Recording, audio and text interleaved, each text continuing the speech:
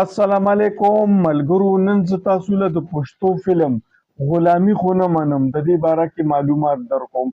غلامي خو نه منم د دې ډایرکټر لیاقت علي خان او اسوسییټ ډایرکټر جنګریز او د دې پروډوسر شیخ اکرم.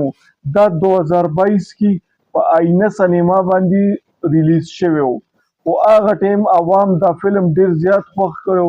دا فلم سوپر ډوپر هټ شو او دی کې عجب ګل، جهانگیر خان او ارباز خان کاسټ شوي وو. خو دې فلم کې خصوصیت دا و چې دې فلم کې عجب ګل او عجب ګل معمولی سکرپټ والا فلم نه ساين کوي.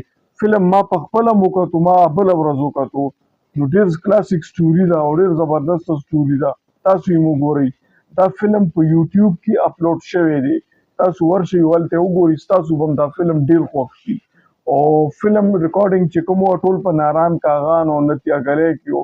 یو ډېر ښایسته کلاسیک سټوري ده. زما فلم په دې خوښ شو چې د ټوپک کلچر پکې بیخي نشته. لیاقت علي خان په بو سره تعلق ساتي او ده همیشه چې کار کړی دی، فلم ډایرکټ کړی دی، ټوپک کلچر پکې ده نه دی پروموټ کړی او یو هټ کر کار یې کړی دی. ښایسته سټوري ده.